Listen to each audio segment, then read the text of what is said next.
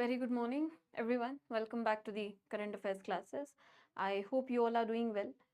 So today I'm going to cover the 13 to 14 November news analysis, and you all must be knowing that we have shifted to the old format, but one thing new is added, which is the shorts, right? So at the end of the discussion of the current affairs, the same day, suppose I'm covering 13 to 14 November news analysis, so from that news only top 5 questions will be picked up and you have to answer me that at the end of the session. It will help you revise and it will help you analyze which of the news were most important, right? So this is going to be the new format. So let's resume the discussion. First news which we have in ESI finance and business category is regarding export data. Not all figures are important here. So India's export performance during April to October, this time period, April to October 2024, shows strong growth. So we have export data for India from April to October time frame, and it has showed exponential growth, right? Good amount of growth. So that's why it becomes important. So which ministry? Ministry of Commerce and Industry has released this export performance of the country for April to October 2024. Now, if you look at the important facts which you need to remember, not all these figures are important. So first, India's total exports, if you see, total exports means merchandise plus services, so goods plus services. Total exports, they stood at 73.21 billion US dollars, but total imports, if you see, were higher, 83.33 billion US dollars. That shows what? That shows that we still have a trade deficit, isn't it? Because imports are higher than exports. So whenever imports are higher than exports, you have trade deficit or current account deficit if both the accounts are their current and capital account are in deficits, right? So not going into that, but you understand what is trade deficit, isn't it? So this is the thing, you should remember this. And next important data which we have from here, so total exports $73.21 billion and total imports $83.33 billion, remember that. Now, next thing which you can remember is this. See, countries, they become important because if you see the latest pattern of question, they are asking the destination, the source of import, the destination of exports, etc. But this is particularly for the October month, top 5 export destinations and top 5 import sources, October month. Generally, month specific is not so much important for the examination. When you have a broad range of data, say from April to October, that is more important, right? So you need to remember this thing. This becomes important. From April to October, which top 5 countries remain top destinations for export from India and which top 5 countries remained as top sources of imports, right? So top 5 export destination, remember their name. You need not remember the percentage, but please remember the order, right? So Netherlands, and this is change in value. It means this data which is written over here shows a positive growth. Okay, it shows a positive growth, that these countries have witnessed a positive growth in terms of exports from India. So Netherlands stands first, then UAE, then USA, then Singapore and UK. So these are the top 5 export destinations from the month of April to October. Okay, please remember that Netherlands, UAE, USA, Singapore and UK. Then if you see top 5 import sources, top 5 import sources में first country is UAE. Okay, top 5 import sources में first country is UAE, second is China, then Russia, then Taiwan and then Angola. So these are the countries. Please remember these names. It is important. I hope this is clear, right?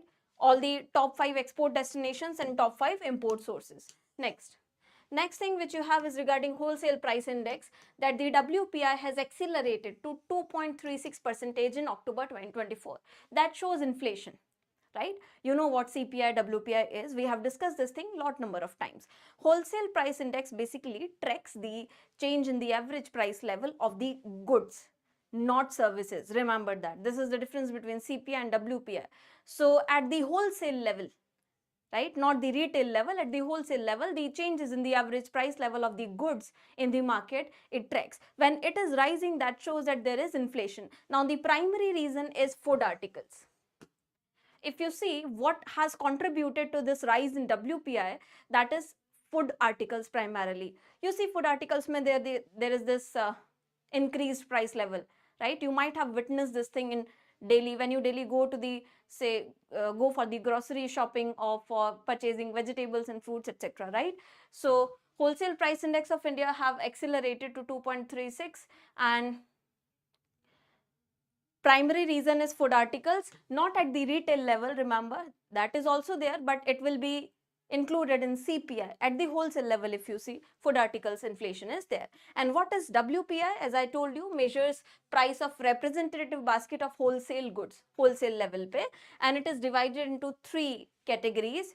First is primary articles like food, etc. Okay, they hold weightage in the primary articles category. It has this much weightage. Then you have fuel and power, all the items related to fuel and power sector.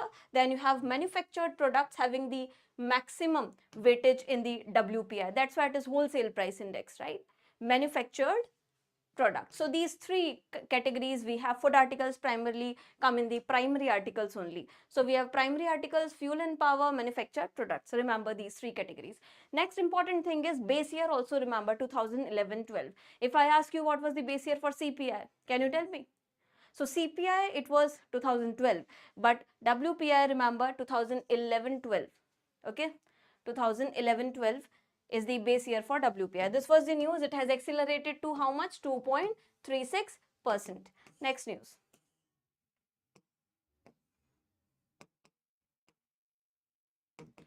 Then you have Anusandhan National Research Foundation. Anusandhan National Research Foundation has launched a pair program. This is important. Partnerships for Accelerated Innovation and Research, pair program. First of all, this organization is also important, Anusandhan National Research Foundation. It was established to foster the culture and environment of R&D, research and development and innovation in the country, right? Now this Anusandhan basically means research, right? Anusandhan National Research Foundation, it has launched a program which is pair program. Now what kind of questions can be framed from these kind of news? You can be asked the full form, right? If not the aim of the initiative. So PAIR stands for Partnership for Accelerated Innovation and Research. Now this program has been launched to support universities in their research endeavor. Okay, so it will be pairing. Pair stands for it will be joining, it will be pairing, it will be combining emerging institutions. Whatever educational institutions, research institutions, they are emerging in India with the well established top tier institutions. They want to pair it. So suppose you have emerging institution, say ABC, right? This is an emerging institution. It gets paired with, say, any of the IITs, the premier institutions, right? It will enable them in easily adopting the research and development and innovation environment and also performing well in that regard. So this is the pair program. I hope this is clear. And the target institutions, if you see, target institutions will be those which are ranked within the top 25 in the NIRF rankings, okay, overall rankings over the past 2 years, as well as institutions of national importance ranked between 26 and 50. These will be the target institutions which will play a key role in this program. All the subordinate institutions, not saying subordinate, to be more specific, the newly emerging institutions, not subordinate, it would not be a correct word, right? So the emerging institutions, they will be integrated with these top NIRF ranking institutions. Also institutions of national importance ranked between 26 and 50. Now the exact word would be spoke institutions. Spoke institutions, I have explained you this terminology, hub and spoke model lot number of times, right? So let me explain this once again. Whenever you have this word hub and spoke, so you have a hub and then you have different spokes, right?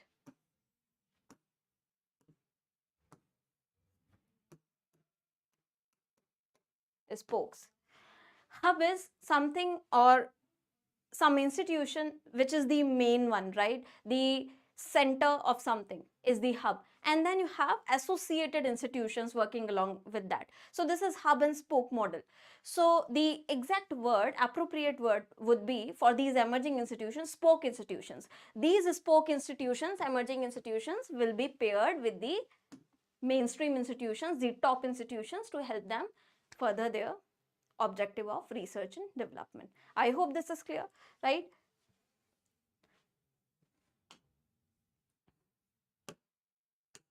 So this is the thing, and these spoke institutions, they will be divided into 3 categories, okay? You need not remember these 3 categories, but just go through it. So category 1 you will have central and state public universities ranked within top 200 of NIRF ranking. Category 2 mein you will have NITs and IITs as per the approved list, and category 3 mein we will have any central or state public university. But there is one requirement, that at least 2 state public universities must be included in each pair network. In each pair network, you should have at least 2 state public universities, so that the state public universities, they do not get sidelined. Remember that, okay? So at least 2 state public universities has to be included in this pair network. And this is to ensure regional diversity as well. One more important thing, at least one such spoke institution must be located outside the state of the hub institution. Outside that state, one spoke institution should also be included to incorporate diversity. Basically, it should not happen that एक state में एक ही type के institutions you are incorporating. You should have one spoke institution from outside the state as well, right? This is the thing. And for each network, maximum funding will be 100 crores. For each such network established between the main institution and spoke institutions, funding is kept at 100 crores. Remember that. One more important thing is, the network may also include Vajra and Vaibhav fellows. So these terminologies, they become important. Vajra and Vaibhav fellows. Now what becomes important here is the full form as well of Vajra and Vaibhav. They can ask you, Vajra and Vaibhav are in news, so what does it stands for? Vajra and Vaibhav. Vajra stands for Visiting Advanced Joint Research, and Vaibhav stands for Vaishvik Bharatiya Vigyanik Fellows. These will be the fellows who will be visiting these institutions to assist them in research and development process. So remember, the Vajra and Vaibhav fellows will also be integrated with these pair networks. I hope this is clear, everyone, right? This was an important one. The next you have is a very important statement coming from the Deputy Governor of RBI. So Michael Debrata Patra, Deputy Governor of Reserve Bank of India, has informed that there are forecasts which indicate that generative AI could actually add between $359 to $438 billion to India's GDP by 2029-30. So this statement becomes important. You see, any statement coming out from the governor or deputy governor of RBI really becomes important. So remember this figure, the deputy governor has highlighted that the generative AI, you see generative AI being actively utilized in a lot of spheres, right? Generative AI can add up to 438 billion US dollars to India's GDP by 2029-2030. I hope this is clear, because adoption of such AI has risen in Indian firms, okay? And this was the conference, DEPR conference on digital technology, productivity and economic growth in India. This was the name of the conference. Where it was held? It was held in Jaipur, remember. The location was Jaipur. So this is also important news. Next, Morgan Stanley, Society Generale and other entity, they have picked up 6.82% stake in PNB Housing Finance through the open market transactions, right? So PNB Housing Finance may they have taken 6.82% stake, right? This is not so much important. Just remember this thing, not anything extra will be relevant. Then moving on to the regulatory bodies news. Now you have something really important. In regulatory bodies section, we have something to be explained, right? First thing, the SEBI has proposed that the infrastructure market infrastructure institutions and intermediaries. Like you have these stock exchanges, NSE, BSE, Nifty 50, etc., right? Stock exchanges. We have clearing houses, right? Central counterparties like CCIL, which works as a central counterparty for clearing the settlement, right? And settling the transaction, clearing and settling the transaction. So these intermediaries and market infrastructure institutions like stock exchanges, like clearing houses, like depositories, right? Those who maintain the demat account, etc. These institutions will be held liable. Liable for what? Accountable for any consequences arising from their use of AI tools in operations or client services. This is a very important statement coming from SEBI, right? So remember, SEBI has proposed that all these institutions will be accountable if anything happens. You are utilizing AI in services delivery to your clients. In that process, you only will be accountable. We will not be accountable for this. Now, why this statement is there? It is not that SEBI does not wants to hold the accountability. No, this is not the case. It is just that it wants to make these institutions realize their sense of responsibility in terms of data privacy, right? That you need to ensure that cyber security threats do not loom onto your clients when you utilize these AI tools. So data privacy, security and integrity. This is to ensure data privacy, security and integrity, particularly while handling sensitive information. This is the thing. I hope this is clear. Next, regulatory bodies may you have a report from RBI which is titled Own Sources of Revenue Generation in Municipal Corporations, Opportunities and Challenges. This is a report coming from RBI. It is assessing the revenue sources for municipal corporations, the third tier of government, right? So RBI report, it has highlighted that the country needs comprehensive reforms to boost their sources of revenue. It is clearly highlighted that all these three tier urban government structures like municipal corporations and council, they need to have proper sources of revenue because they are heavily relying on government grants. It can substantially affect their working in future time, right? So it has clearly highlighted this. That's why remember that while the revenue account of municipal corporations, it has remained in surplus. The report says, although the revenue account has remained in surplus, it is not in deficit. The revenue account has remained in surplus, it is not in deficit. But then what is the issue? The issue is their heavy reliance on transfers and grants. This revenue is coming from where? This is not coming from the tax receipts, from their sources of revenue generated. This is coming from grants given by the central government or state government. This is coming from transfers done by central or state government. So what is transfer? Transfer is any unilateral payment. Unilateral payment, basically you have not generated any economic activity against it, right? So grants are transfers only, but tax receipts are not transfers.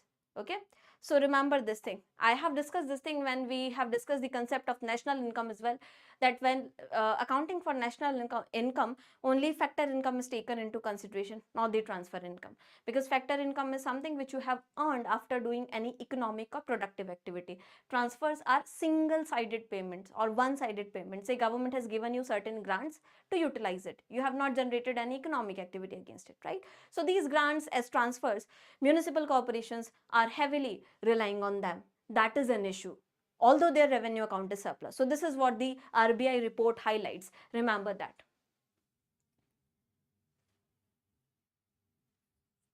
Okay.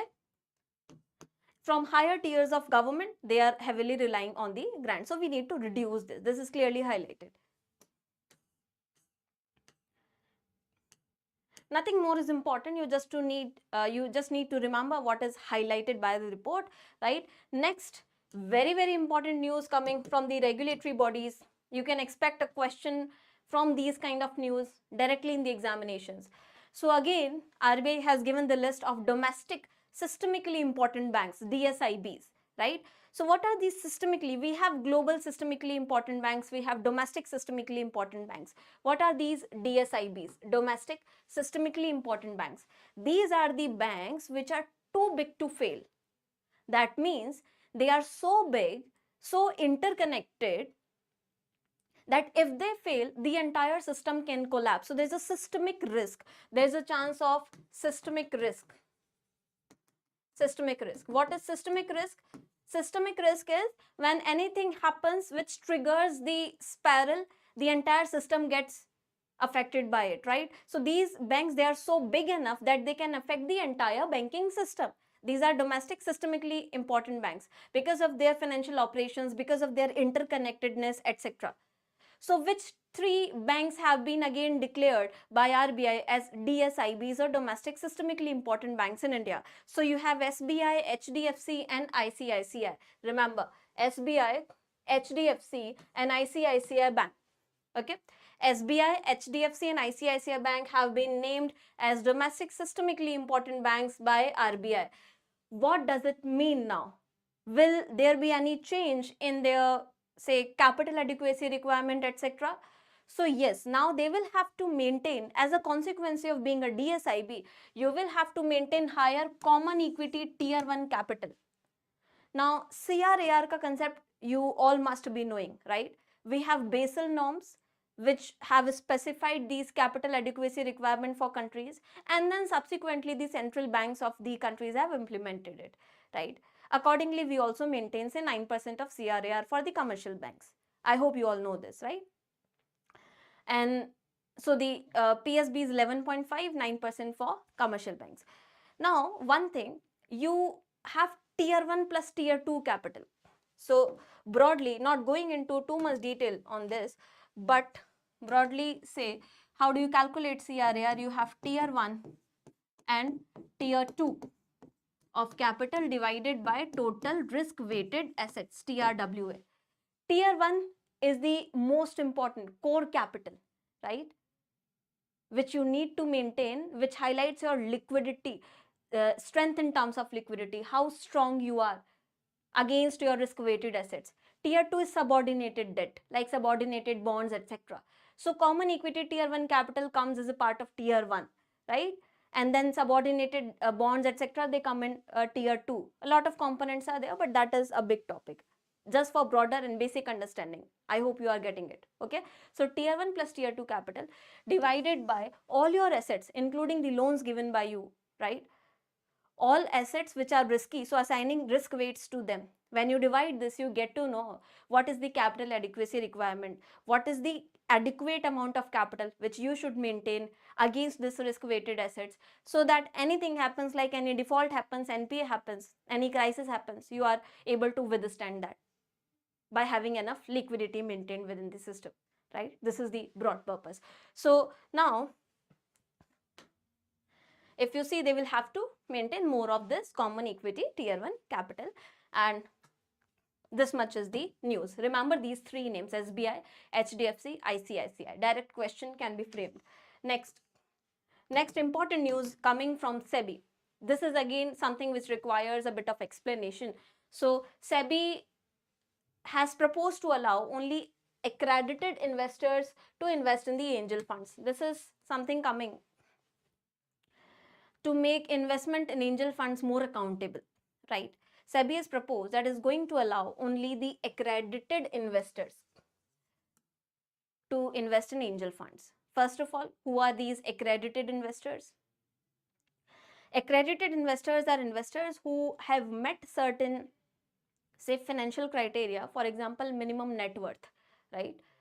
If SEBI has set out that you should have at least this much net worth to invest in angel funds, so those investors who are meeting this minimum net worth criteria and other criteria, they are the accredited investors. Okay, I hope this is clear. What are angel funds? Angel funds, they primarily invest in the growing stage companies or the startups. These are the angel funds, right? So they concentrate their investments in the startups and the early stage companies. I hope it is clear, right? So only accredited investors now will be allowed. This proposed, okay? Public opinion is invited onto this to invest in angel funds. This is the news. Related news says such investors, they have to meet the net worth criteria. As I told you, these are accredited investors. They have to meet the net worth criteria, which will be verified by a third party or an accreditation agency. And if you see angel funds, angel funds generally conduct their first close by onboarding a minimum of 5 accredited investors within 12 months. These are certain requirements set out, right? So you should remember that. This statement says that angel fund conduct their first close. First close means they raise their first pool of investment. Conducting their first close means raising their first pool of investment by onboarding at least how many? 5 accredited investors within time frame of 12 months from the date of the SEBI communication regarding that. So within such communication, within 12 months, you have to onboard at least 5 such accredited investors to invest or to raise fund, okay, for this purpose. Okay, then the minimum investment, SEBI has also proposed that the minimum investment by an angel fund in a startup is proposed to be lowered to 10 lakh from 25 lakh, and the upper limit is proposed to be raised to 25 crores from 10 crores. So remember that. This is important. SEBI is proposing to reduce the minimum investment from 25, early 25 now to 10 lakh, and the upper limit they are trying to increase from 25 to 25 crores from 10 crores. Now this decision reflects what? It reflects that it wants to onboard more of these accredited investors and provide funds for the angel investment, right? This is the thing. Then 25% diversification limit for angel funds is also proposed to be done away with. This is again important feature. What is this 25% diversification limit? Earlier, try to understand. Earlier, what happened is, say there is any investor or any angel fund, okay, angel fund investing in a company, a startup. More than 25% of your investment should not get concentrated into one startup. This was the requirement earlier, right? You need to diversify. You needed to diversify that investment. But now they are trying to do away with this. Doing away with this will help angel investors invest in their priority startups. It will also help startups raise a good amount of fund. So will promote startup ecosystem in culture India. I hope this is clear, right? So this 25% diversification limit is this. It is also going to be removed. Then the lock-in requirement for investment by angel funds in a startup, it may be reduced to 6 months from current 1 year. Presently, if you are investing into a startup, you are an angel fund, you need to lock that. That means you have to maintain a minimum period of 1 year investment into it before, say, selling out that stake to any third party, right? But now they are trying to reduce this to 6 months. They are trying to reduce this to 6 months. So that it also provides flexibility to the angel funds. If they are not interested, they assess a higher risk, or they get a new option to invest somewhere else, anything can happen, so they can easily come out of that investment within 6 months, after completing 6 months. This is proposed. Also, one more thing which is there is the number of investors who can contribute to a particular investee company of an angel fund will not exceed 200 in a financial year. Any investee company of such angel fund, the number of investors who can contribute to such company cannot be, remember, more than 200. More than 200. But this excludes the QIBs, qualified institutional buyers. Remember, it excludes the QIBs. What are these QIBs? QIBs are the top institutions, say financial institutions, big financial entities. They have a good amount of capital, right? So their strength is good. These investors have good amount of capital to invest. Financial institutions, they are also employees and directors of an angel fund. The employees and directors of an angel fund and its manager will also be allowed to invest a minimum 5 lakh in the fund itself. The employees, the director, the manager can also invest minimum of 5 lakh you have to invest. Now that decision, investing minimum 5 lakh in the angel fund itself, that shows that you are trying to inculcate a sense of responsibility and accountability in managing of these funds, because you are also going to invest at least this much, right? 5 lakh. So these all are these steps. I hope all these concepts are clear. I have tried to explain you all these concepts, right? Remember that. Regulatory bodies mein we really had important news today, right? Now moving to the next section, banking news mein. Banking news mein, this is just a mere fact that the Federal Bank Limited, which is a private bank, has raised 1500 crore through its issuance of long-term infrastructure bonds. Not so much important. Then moving on to national and state. National and state mein we have 43rd India International Trade Fair begin at Bharat Mandapam in New Delhi. You know this is in news, right? Just remember the edition. India International Trade Fair ka 43rd edition is being organized in New Delhi, Bharat Mandapam, and up to 27th November it is going to be there. So theme also becomes important. What is the theme of this 43rd fair? Viksit Bharat at the rate 2047. Remember, this is the theme. Theme is Viksit Bharat at the rate 2047. One important fact which can be asked is, which is the focus state in this entire trade fair? The focus state is Jharkhand. Remember, focus state is Jharkhand, right? Jharkhand is the focus state. Partner states are Bihar and UP. Lot of pavilions they have been, so total 11 countries they are participating. Also remember this. Focus state is Jharkhand. Participating countries are 11. Partner states are Bihar and UP. Lot of pavilions, separate pavilions have been launched. One is pavilion of CBIC, the Central Board of Indirect Taxes and Customs, the department which manages and collects your indirect taxes like GST. So pavilion of CBIC has been launched with the theme of facilitating trade, fostering economy. Remember that. One more very important fact which is coming from here is CBIC has introduced red panda as official mascot to represent the GST and customs at the India International Trade Fair 2024. Now this really becomes important. Remember, red panda.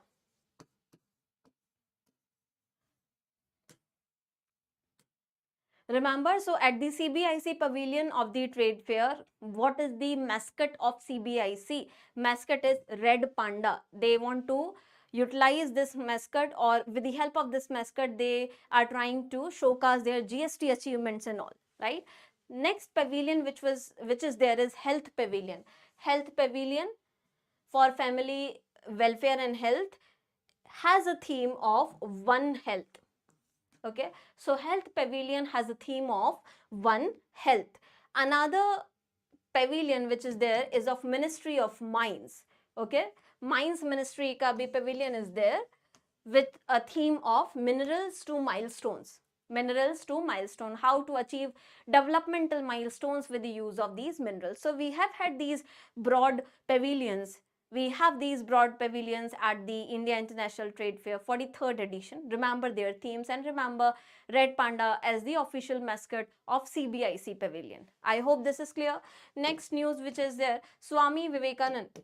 So President of India Draupadi Murmu has inaugurated Swami Vivekanand Vidya Mandir at Silvassa, Zanda Chowk, Silvassa in Dadar Nagar Haveli and Daman and Diu.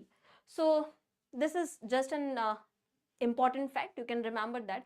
One more important thing, if you don't know about this, anyone, that Dadar Nagar Haveli and Daman and Diu, they were combined together, right? They were merged. So earlier they used to be separate union territories, but now Dadar Nagar Haveli and Daman and Diu are they are one union territory combined into one. Then we have Ministry of Housing and Urban Affairs in partnership with National Housing Bank. They have organized a national workshop on Pradhan Mantri Awas Yojana Urban 2.0 Interest Subsidy Scheme Vertical. So recently this workshop was there on Pradhan Mantri Awas Yojana Urban 2.0 Interest Subsidy Scheme Vertical. What is Pradhan Mantri Awas Yojana? You know, to provide affordable housing. Since it is urban, so it is to provide affordable housing to the urban areas. What is this interest subvention scheme vertical? Interest subvention, anywhere you read about it, that means providing some concessional loan or loan at a concessional rate of interest. Concession from the ongoing market rate of interest to make these home loans more affordable for the urban population, right? This workshop was there. Then next we have is during the 12th Public Sector Enterprises Summit. So we have had the 12th Public Sector Enterprises Summit, 12th edition, organized by CII, Confederation of Indian Industry. CII is a non-governmental trade union kind of body, right? It has a lot of stakeholders from your government bodies, from your trade associations, then civic bodies, etc. It represents the interest of a lot of businessmen, traders, etc. in India, right? CII has organized this 12th Public Sector Enterprise Summit. It has stated that the net worth of central public sector enterprises, the CPSEs, central public sector enterprises, it has increased by 82% from rupees 9.5 trillion to 17.33 trillion. Now that is a good sign. That means that the CPSEs are performing well, right? So remember this. This is a quite substantial increase. I'm also shocked with this, right? So 82% increase net worth rises there for CPSEs. Then we have important operation here, which is Operation Dronegiri and Geospatial Data Sharing Interface. Operation Dronegiri and GDI. What is this? So Operation Dronegiri is basically a pilot project under your National Geospatial Policy 2022. What is this National Geospatial Policy? Geospatial means anything which utilizes, like say GIS, Geographic Information System, etc., remote sensing, etc., in getting photos, data, maps of specific geographical locations. You understand that, right? So basically this policy wants to utilize more of such technologies in improving almost all spheres of life of India, from logistics to agriculture to space. Any sphere you have application of GIS over there. So this is the broader aim. For that only we have Operation Dronegiri launched. All right. And the first phase of Operation Dronegiri is implemented where? In UP, Haryana, Assam, Andhra Pradesh and Maharashtra. Remember, the first phase of Operation Dronegiri is implemented in UP, Haryana, Assam, Andhra Pradesh and Maharashtra. Lot of pilot projects will be conducted. And what is the aim of Operation Dronegiri? As I have told you, to utilize or showcase how much potential of geospatial data generation and geospatial data and technologies like GIS, remote sensing is there in making these agricultural, say, sphere, space technology. Then you have in reducing the logistics cost for the people involved in marketing and all, say transportation cost. So how can these different arena of life can be eased out with the help of geospatial data? This is the Operation Dronegiri. I hope you have understood this. And then integrated geospatial data sharing interface is what? It will make special data, special means specific location data, accessible to the public or to departments, bringing more transformation similar to the process in which UPI has brought about financial inclusion. Now this is an important statement. Integrated geospatial data will be accessible to a lot of stakeholders, say civic bodies, departments, etc. Like UPI has transformed the financial transaction arena for India as well as other countries. It is going to transform the arena of how geospatial data is processed, is published and is utilized. Okay, so these two names are in news. I hope this is clear. One important fact you can remember here again is the activities under these Operation Dronegiri. Activities under the Operation Dronegiri, they will be overseen by whom? They will be overseen by IIT Tirupati Navashikhar iHub Foundation. Remember this name, okay? IIT NIF will be overseeing the implementation of Operation Dronegiri.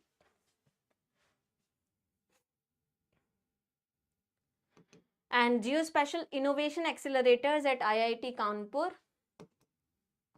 IIT Bombay, IIM Calcutta and IIT Ropar, they will be working as operational arms of this. I hope this is clear.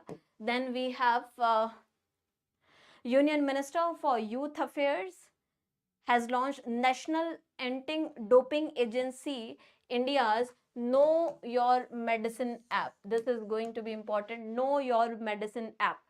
Know Your Medicine. So like you have KYC, Know Your Customer, right? This is KYM, Know Your medicine app for National Anti-Doping Agency. This is to strengthen fight against doping in sports. You know what is doping? Doping is when you try to use certain kind of drugs to accelerate your sport performance, right? So to fight with doping cases in sports, this app has been inaugurated. It will be utilized to reduce the cases and identify the cases of doping. Remember, Know Your Medicine app. Then moving on to the state news. In state news, we have Prime Minister dedicating 18 Pradhan Mantri Bharatiya Jan Aushadhi Kendras. Remember how many? 18. So 18 Jan Aushadhi Kendra at various railway stations across countries have been dedicated. Okay.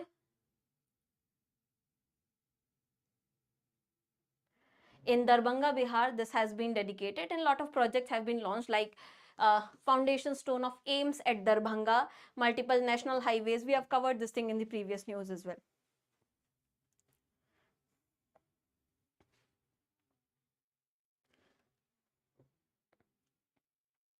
Right? Then you see Amaravati, the proposed capital of Andhra Pradesh, is always in news because a lot of fundraising is in process, right? So a lot of loan is required to develop this capital. World Bank, Asian Development Bank already in news for committing a lot of loan. So World Bank and Asian Development Bank have jointly agreed to grant a loan of 13,500 crore rupees. 13,500 crore rupees for development of Amravati as the capital of Andhra Pradesh. So remember, World Bank and Asian Development Bank. Then we have Mukesh Ambani promoted Reliance Industries has signed an MOU to invest 65,000 crore in setting up 500 compressed biogas plants in Andhra Pradesh. This is going to be very significant in sustainable energy solutions, right? When you have these compressed biogas plants, so biogas can be produced into it. So these are going to be established where? In Andhra Pradesh. How many? 500 such. Also, one more important fact which you can remember here is that the Reliance Industries has launched its first commercial scale CBG plant in Barabanki, UP. Remember this location. Barabanki in UP. First commercial. Okay, voice is coming in one earphone only. All right.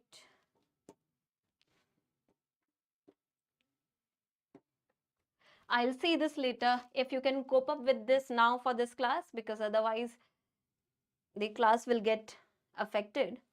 Yes, Gaurav. I hope it is at least audible to understand the entire discussion. I'll fix this later after the class. But meanwhile, I hope this is at least audible to understand the class. Yes or no?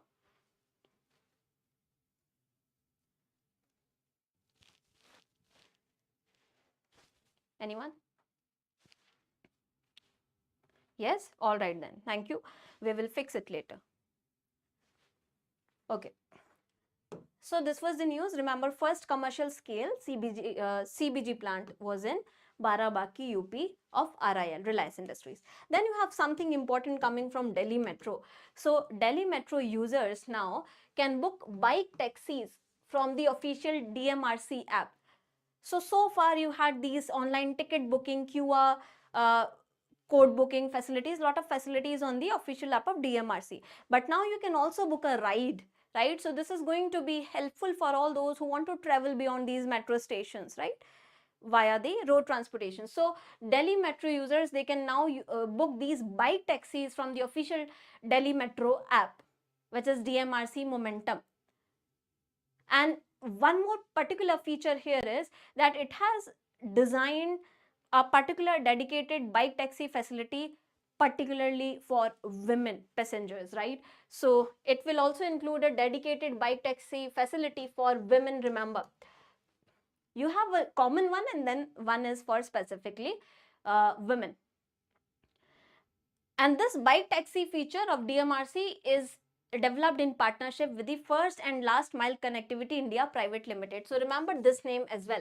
This service has been developed in partnership with First and Last Mile Mile Connectivity India Private Limited. So two type of bike taxis will be there, called the Shareds for women travelers and the Rider for all passengers. So the Shareds for will be for women travelers and the Riders will be for all passengers. Remember these two names. Ticket prices, if you see, will start from rupees 10, followed by 10 per kilometer for the first 2 kilometer range. So for the first 2 kilometer range, you will have rupees 10 per kilometer. After that 2 kilometer range, you will have rupees 8 per kilometer, right? So this facility is important, remember that. DMRC say you can book this. Next news, moving on to the international news segment. International May, you have External Affairs Minister inaugurating the first overseas campus of Symbiosis International University at Dubai. Just remember the location. The first overseas campus of Symbiosis International University has been established at Dubai. It is going to offer several programs in management, technology and media. Okay, these kind of initiatives, you see lot of centers. Recently we have covered the India International. Okay, tell me, I gave you this question, which institutions one more branch was established in Dubai apart from this? Which is the another institution? So India Institute of Foreign Trade, if you remember, right? It has also been established in Dubai. Now these initiatives, they are in alignment of the broader philosophy of Vasudhaiva Kutumbakam, that the world is a family. And Symbiosis International University, if you see in India, is headquartered in Pune. Next, you have Global Alliance for Banking on Values, GABV. It has endorsed Fossil Fuel Non-Proliferation Treaty Initiative at COP29. Yesterday only we have discussed COP29 is in progress, right? So location, Baku, Azerbaijan.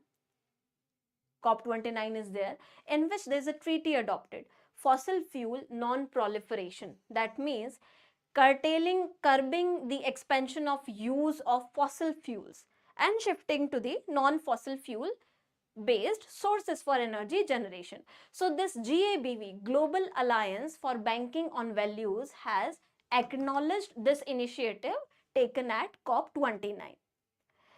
Total 25 banks, they have agreed to this treaty, 25 banks. That means now banks and other financial institutions, they are also committed to say utilize the energy generated from non-fossil fuel based sources, right? So this is for particularly banks and financial institutions. I hope this is clear. And this GABV is also a network of independent banks only. This GABV, Global Alliance for Banking on Values, is a network of independent banks using finance to deliver sustainable economic, social and environmental development. They also finance sustainable projects. So how many? 25 banks have agreed to this treaty. They will be financing sustainable projects and they will be contributing to this non-fossil fuel energy generation. Remember that. Then next you have Philippines raising the highest storm alert, evacuating thousands of people as Super Typhoon Yuzagi is there. Okay, so this name, remember, Super Typhoon Yuzagi is there. Category 4 storm, so quite destructive in nature. Then we have this news, India is planning to set up a national carbon market. It has received a significant boost at the COP29 and the market will allow nations to trade carbon credits. Now, how does it work? As I have told you again and again, these are carbon credits. So,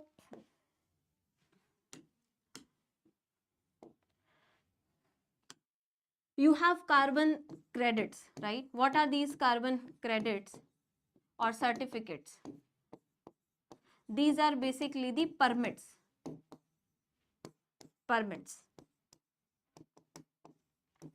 How does carbon market works? Suppose you have industry A, okay? And then you have industry B.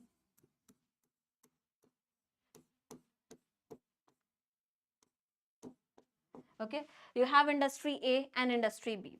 These carbon markets, they basically want to ensure that less carbon dioxide and other polluting gases are emitted into the environment by these industries, right?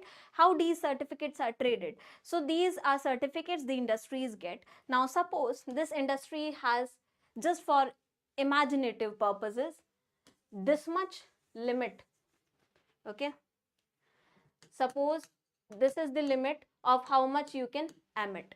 Suppose this industry has not utilized it, this much is remaining, the dotted portion, only up to this has been emitted. So underutilization of the certificate, that means this much can still be emitted by this industry A, right?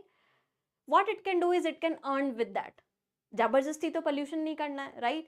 It can sell this certificate with this remaining capacity to industry B, which has suppose this much of limit which you can emit, and it has actually emitted more than that.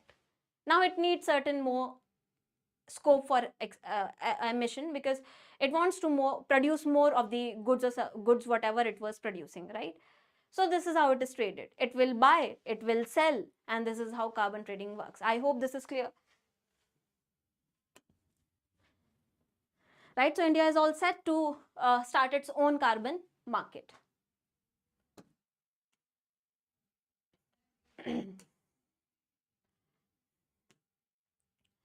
The next news which we have is Scarecrow Incorporated.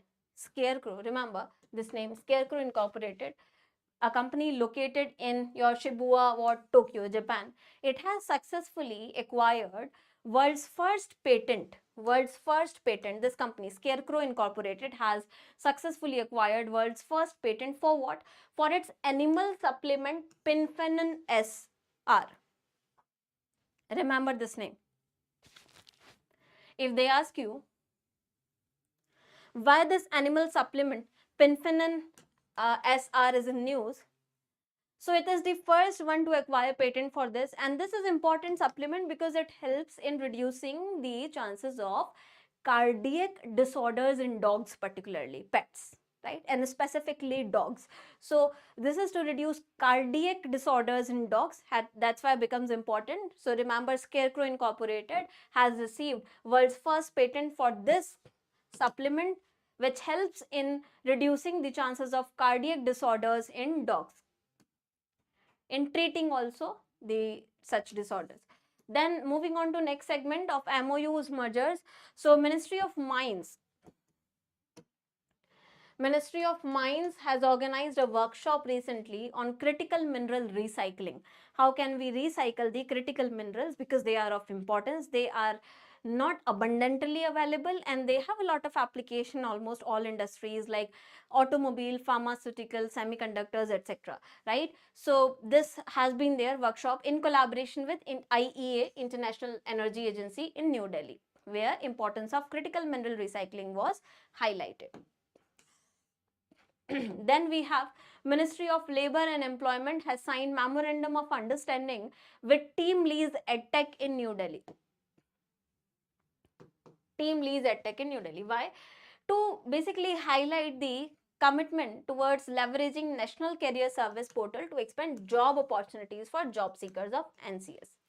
How can this portal, you all know about the National Career Service Portal, can be utilized to expand the scope of job opportunities, and how can more job seekers can onboard this portal for who are actively searching for jobs. For this, career lounges will be established in several centers with dedicated counselors over there. So specific career lounges, like you have airport lounges, right? Career lounges will be established at several centers with counselors to guide such people. Skill delivery programs will also be there. Such 2 career lounges they have decided to set up by December 2024. Let's see where do they set up this. Then we have next news, the gaming company Nazara Technologies has integrated with ONDC, the Open Network for Digital Commerce platform, to launch G-commerce.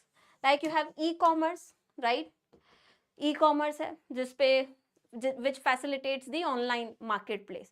G-commerce is going to utilize the gaming platforms on these e-commerce market platform as well. So this G-commerce will be a platform which will help game developers overcome their low in-app purchases by creating additional revenue streams through affiliate marketing. So G-commerce platforms, like you have e-commerce platforms, will be there. Remember, okay? So basically it is going to enable e-commerce within games. Games mein hi e-commerce will be there. It will help gaming companies generate additional revenue. No further explanation is required. This much is enough. Just understand this thing. This is not so much important as well. Then we have the payment firms Razorpay. Payment firm Razorpay has introduced a venture investment program in collaboration with Peak 15 partners and Lightspeed to support early stage B2B startups in India, business to business. Okay, this collaboration is there to support B2B startups in India, business to business startups. And under this, they are aiming to invest in 10 to 15 startups annually, offering up to $1 million to each. You see, 10 to 15 startups annually, offering $1 million to each. That is going to be quite substantial for startups to raise funds from, right? Then next we have Air India Group completed its operational and legal merger between Air India and Vistara, enabling Singapore Airlines to hold 25.1% stake in the merged entity. So Air India Vistara ka merger is almost completed, and you see Vistara was a 51-49 ratio joint venture between Tata Group and Singapore Airlines. Okay. But now Singapore holds 25.1% stake in the merged entity, if you see, not the Vistara one only. Then we have iconic travel brand Cox and Kings is all set to make a comeback under a new owner, and it is going to be important for India's fast growing travel market. This is not so much important. You can leave this news. Then we are moving to the science tech section. Let's see what important news we have. So science tech mein you have SoftBank. SoftBank will build most powerful AI supercomputer of Japan. This SoftBank is going to build most powerful AI supercomputer of Japan using NVIDIA Blackwell platform. Okay, it has successfully piloted world's first combined AI and 5G telecom network. So you need not remember all these related facts. Just remember, world's largest or world's most powerful AI supercomputer of Japan is to be developed by SoftBank. This much is important, nothing else, right? Next, defense category mein we have Pinaka weapon system in news. Okay, defense category mein you have DRDO completing flight tests of guided Pinaka weapon system. Okay, so flight test of Pinaka weapon system have been completed recently by DRDO. That's why it becomes important. What is this Pinaka weapon system? Pinaka weapon system is multiple rocket launcher. Like you must have seen these tanks, right? Suppose these are military tanks. Okay, so don't go on the diagram skills. This is just to make you understand the concept. So we have these tanks, military tanks. We have rocket launchers here, right? A lot of rockets will be here. So this is Pinaka is basically multiple rocket launcher. It can launch multiple rockets. I hope now you will remember with this diagram. Okay. So Pinaka weapon system will be there. Important because it is in news. It has recently been test fired. If you see, it was also developed by, who has developed this? So it was developed by DRDO's Armament Research and Development Establishment. It was developed by DRDO's ARDE, Armament Research and Development Establishment. It has a capacity of launching 12 rockets within 44 seconds. As I told you, multiple rockets. So 44 seconds mein it can launch 12 rockets. That is quite good capacity, right? And it has Pinaka MK1. will have a range of 38 kilometers, MK2 up to 60 kilometers, and extended range Pinaka up to 75 kilometers away it can target. So this is good addition to India's defense capacity. Now moving on to the next thing, India in defense news, Indian Navy has recently conducted 4th edition of Coastal Defense Exercise Sea Vigil 24. Remember, so Coastal Defense Exercise is there, Sea Vigil 24. Indian Navy has conducted this. Nothing more is important here. Then we have Purvi Prahar. Purvi Prahar, high intensity tri-service exercise, where your Army, Navy, Air Force, all the 3 arms of the Army, they have participated. So Purvi Prahar is high intensity tri-service exercise being conducted in Arunachal Pradesh. So it was conducted in Arunachal Pradesh from 10 to 18 November. Okay, and this is, it tried to hone the combat effectiveness of all these 3 services, Indian Army, Navy, as well as Air Force. Then next you have JSW Defense Private Limited and US Defense Technology Company Shield AI Inc. They have tied up for what? To indigenize and manufacture Shield AI's VBAT, unmanned aerial system. This is to indigenize it, to indigenously manufacture this Shield AI's VBAT. It is going to boost India's indigenous defense capabilities. Okay, defense capabilities by bringing this world-class technology to the country. We will be manufacturing this. All right. Then one more news in defense, you have Indian Army's Jaipur-based Southwestern Command has established a think tank, Gyan Shakti. Remember, this is important. A think tank has been established of the Jaipur-based wing of Indian Army, which is of Southwestern Command, Gyan Shakti. This think tank is going to do what? It is going to provide a platform for debate and interaction between armed forces, industry, state government, academia on defense and security related issues of, say, regional, national, international importance. I hope this is clear, right? So Gyan Shakti is the think tank, remember, established by Jaipur wing of Indian Army, Gyan Shakti. Then we have indices and rankings. So in reports, we we have Global Carbon Budget Report. Global Carbon Budget Report released during the COP29 summit. What are the highlights? Let's see. First thing that, okay, first expectation is the global carbon dioxide emissions, they are set to be at total of 41.6 billion metric tons in 2024. If you see carbon emissions from fossil fuels, they are set to rise by 0.8% in 2024. So carbon emissions are rising. This is the thing. This is the highlight. Remember that. And largest share of fossil fuel carbon dioxide emissions is coming from which country? So you have probable question over here. You have a probable question over here. Country-wise distribution of these emissions. Which countries are the top emitters, right? So first you have China, then you have US. India holds a 3rd position in this, right? So this is not a good position to hold. Good means this is not to be celebrated, right? Because we should be in the last in this ranking, right? China, US, India, and then European Union. So these are the top emitters of carbon dioxide according to this report. Remember these rankings: China, US, India, and EU. Okay, they total account for 59% of global emission, almost 60%. Need not discuss anything else.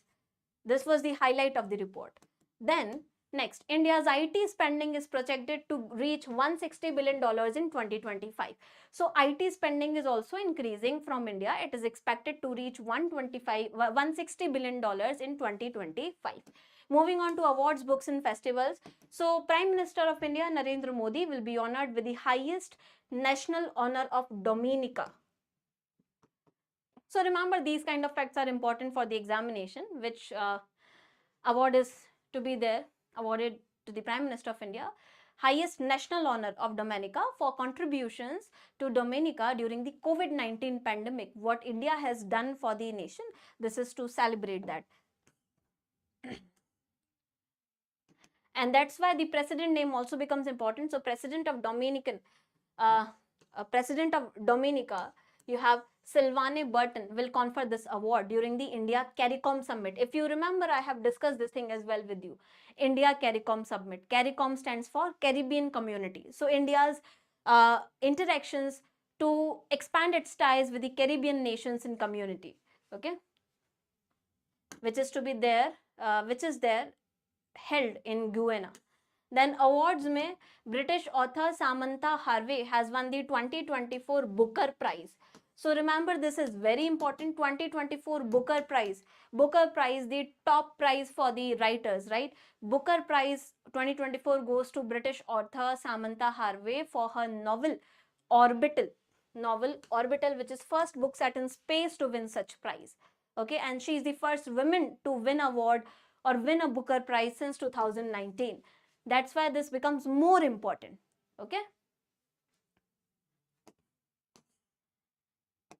Then you have Ministry of Mines has achieved outstanding success recently concluding National Learning Week. So recently Ministry of Mines has concluded National Learning Week through the IGOT, Integrated Government Online Training Portal. And the Karma Yogi Saptah has also been recently observed the National Learning Week from 19th October to 25th October. Remember these dates. The date is important. From 19th October to 25th October, Karma Yogi Saptah. Karma Yogi, you see, this is an initiative to expand the learning capacities and opportunities for the civil servants or the bureaucrats. Then festivals may we have Prime Minister inaugurating the first Bodoland Mahotsav in New Delhi. This is to integrate indigenous Bodo people residing not only in the Bodoland but also in other parts of other states. What is the theme for this? Peace and harmony for prosperous Bharat. Peace and harmony for prosperous Bharat. Then we have 6th Arunachal Literature Festival begins at Itanagar. So 6th edition, remember the number of edition here, 6th edition of Arunachal Literature Festival has begun at Itanagar on 13th November, and a book titled Myth, Memory and Folktale of the Wancho tribe of Arunachal Pradesh, jointly authored by Tara Douglas from England and Jadwang Wangsa from Arunachal, was also released. So this book is in news, Myth, Memory and Folktale. Remember that, okay? At the 6th Arunachal Literature Festival. Then we have appointments. So appointments may you have US President Donald Trump establishing Department of Government Efficiency. Okay. Department of Government Efficiency to cut down on excessive spending from these departments and make the government spending more efficient enough. Then we have DBS India nominating Head of Institutional Banking Rajat Verma as the new CEO. Then you have, this is something we have already covered, need not discuss. Yesterday only we have covered this. Then next, Arvinder Singh Sahane has been appointed as Chairman and Managing Director of IOCL, Indian Oil Corporation Limited. Then Mara Kocho has been recommended as new MD of Northeastern Handicrafts and Handlooms Development Corporation Limited.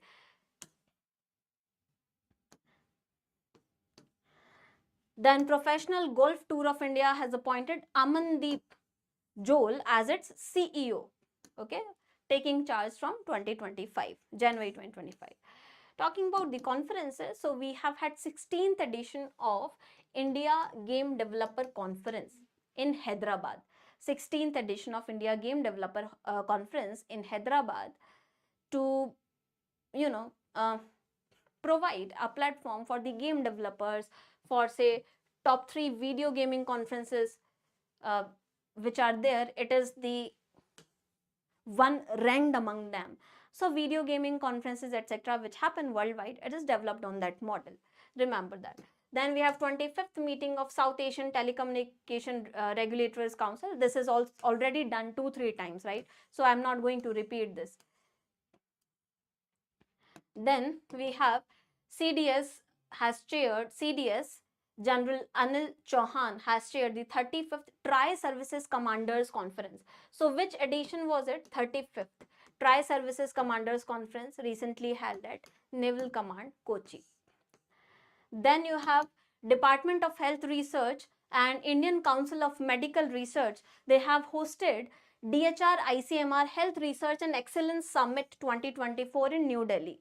So this summit was in news. Then we have Department of Administrative Reforms and Grievances in collaboration with International Institute of Administrative Sciences is going to host IIAS DARPG India Conference 2025. Remember, this is important, in Bharat Mandapam, New Delhi in February 2025. What is going to be the theme? Theme is going to be next generation administrative reforms, empowering citizens and reaching the last mile. So this is a collaboration for more administrative reforms in India. Okay, it is going to be there from 10 to 14 February 2025 with this theme. Remember the theme for this.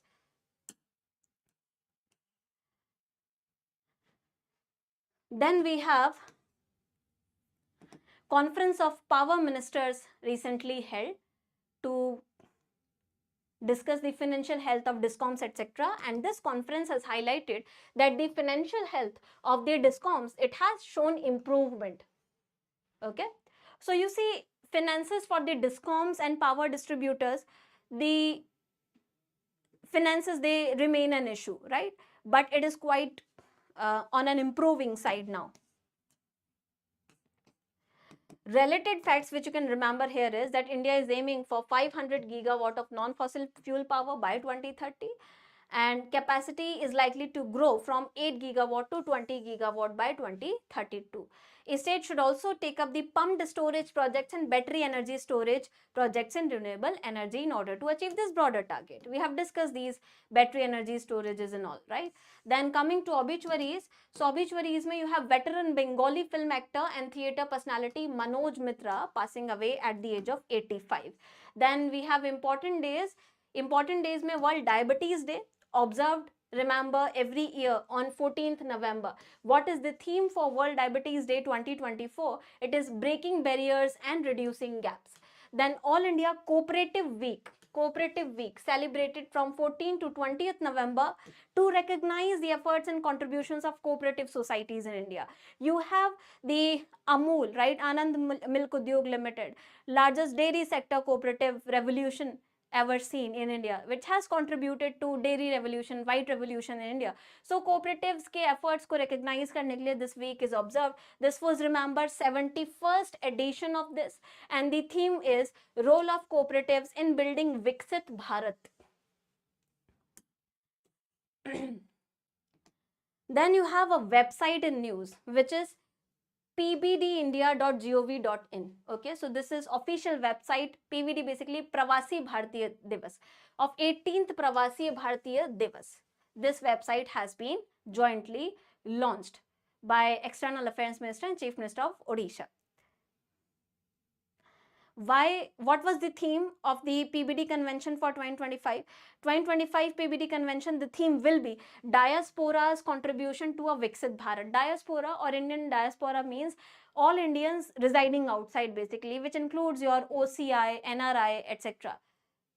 Okay, so the theme, remember, for 2025 will be diaspora's contribution to Viksit Bharat, and acknowledging and making Pravasi Bharati Divas more memorable. This website has been launched. It is in news.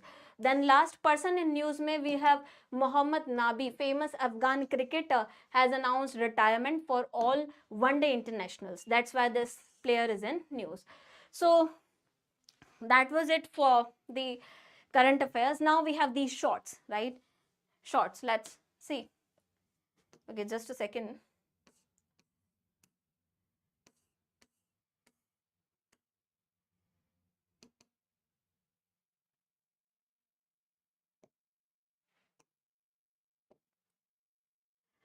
These shorts. As I have told you, we will be discussing top 5 news from the news discussion in the form of question answers. These shorts, right? So you have this thing. I hope you all have paid attention to the class. So please answer these questions. First question. Ministry of Commerce has released the export performance of the country. According to it, which country is the top export destination from April to October time frame 2024? Tell me quickly, what is the answer? What is the answer? Recently, the first news article only which we have covered today.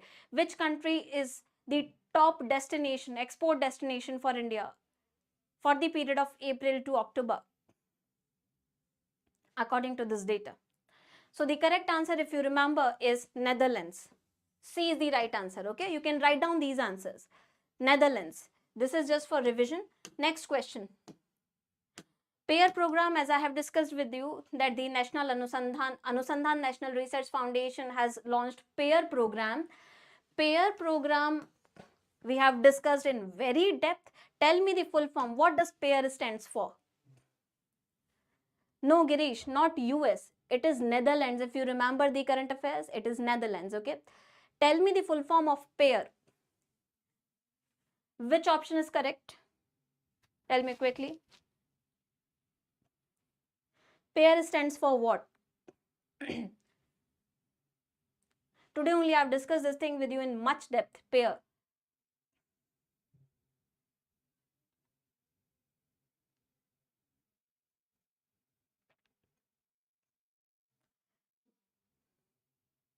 So PAIR stands for Partnership for Accelerated Innovation and Research. D. If you remember from the class, PAIR stands for Partnership for Accelerated Innovation and Research. D is the right option here. Next question.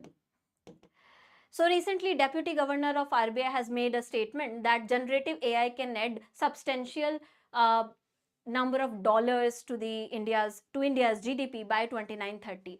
Up to how much billion dollars he has mentioned? Tell me. Up to how many billion dollars he has mentioned in that statement? How many billion dollars? Quickly.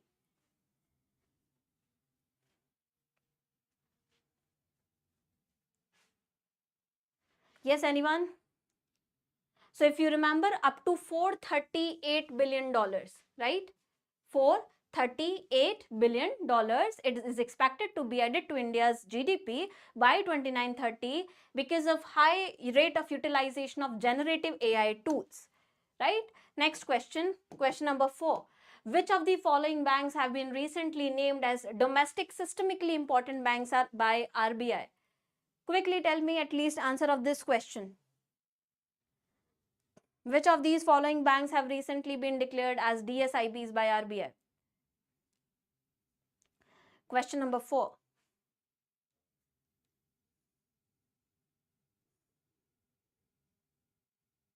Any answers?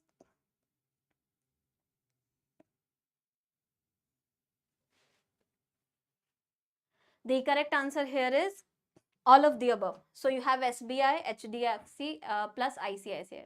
All of these three, right? SBI, HDFC and ICICI. Last question for the short series. SEBI has proposed that the minimum investment requirement by an angel fund in a startup is proposed to be lowered from 25 lakhs to how many lakhs? Remember, regulatory body segment mein we have covered this entire news article. Lot of features and figures we have covered. Tell me, SEBI has proposed to reduce the minimum investment requirement for angel funds from 25 lakhs to how many lakhs?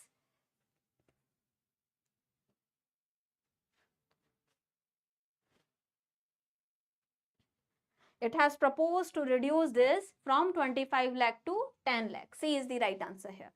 So this was about the shorts and the news.